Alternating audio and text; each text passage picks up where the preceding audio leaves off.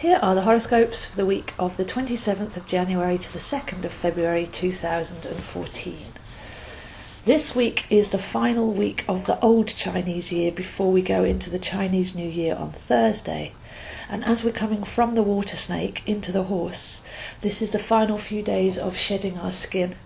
The water element is one of consolidation and release, and then as we go into the wooden horse, that's actually going to be charging forwards. It's going to be a much more active energy. So the best thing to do at the beginning of the week is to let go of any final residue that's been holding on or that's been carried in your energetic body. So there has been quite a lot of releasing, and it doesn't really feel like the year's started yet, but I feel that by Thursday, Friday, the pace will definitely quicken. Mercury is in Aquarius, so that has seen a sparky element to come in, and I've noticed people's communication has been a lot quicker and a lot more in a zigzag pattern. So conversations have been jumping around and the neural pathways have been rewired. So there is an element of quickness, especially when it comes to thinking and communication. And as we go into February, we're going to see a Mercury retrograde from Pisces back into Aquarius and then back into Pisces again. So there'll be more on that later. But we have got that quicker energy with the Sun and Mercury both in Aquarius. So the big day really is when we come to the 30th, which is Thursday. That's the new moon in Aquarius, and that's what starts the Chinese New Year. So the new moon in Aquarius falls in the 5th house, which is the joy of the inner child, the inner knowing, and the ability to be so wise that we can actually be carefree, rather than the innocent childlike carefreeness. This is more the wisdom of Aquarius, and then the ability to actually create joy from a place of responsibility. So I'm seeing this as a day of what I can only describe as serious joy, when we're so old that we get reborn again, that we become new again, and that we realise that it's the simple things in life that really create the magic and the pleasure. And there's nothing wrong with pleasure, it's just being connected to the higher self or the inner self rather than just pleasure on the material plane.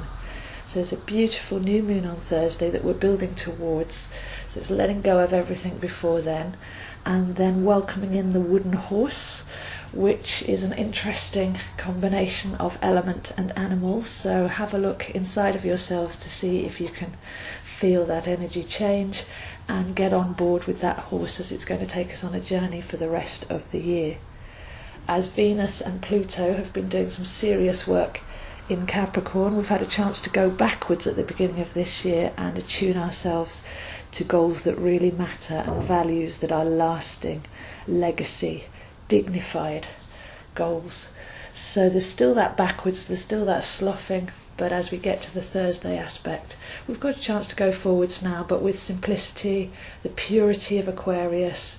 We've really cleaned ourselves up, especially since October, and now it's a chance to go forward lighter, wiser and brighter into the new year. By the time we get to Saturday the 1st, there's a whole big alignment coming in, so things really do pick up. We have Mercury going into Pisces. Like I say, that will be retrograding later. So Mercury going into Pisces from Aquarius is a tonal change. You imagine being underwater where the light is refracted differently and sound is carried differently. There's a kind of aquatic sensory feel to this, where we start to actually feel in and sense things on a different dimensional level. So there's a beautiful evocative aspect there as Mercury, about to retrograde, dips its head into Pisces.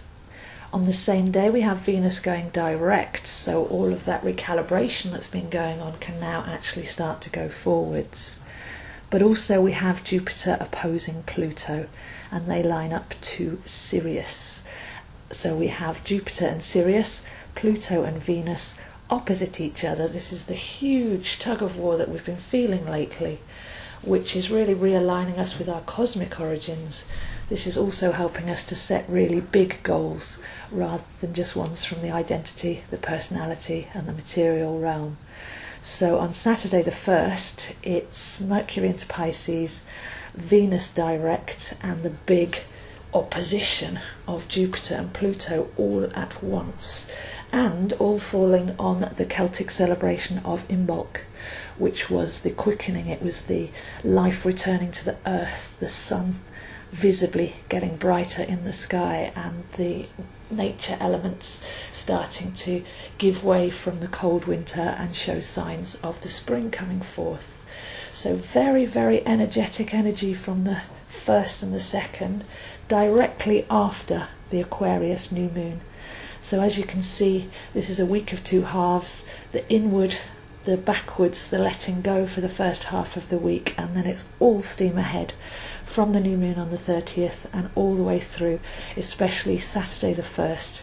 This is a complete tonal change, and if we can get on board with our cosmic selves, with our alignment to what's truly important, what we're here for and what we're doing, where we come from and where we're going to, then this is a really beautiful start to a very powerful new year. So those are the horoscopes for this week, and I'll see you next week.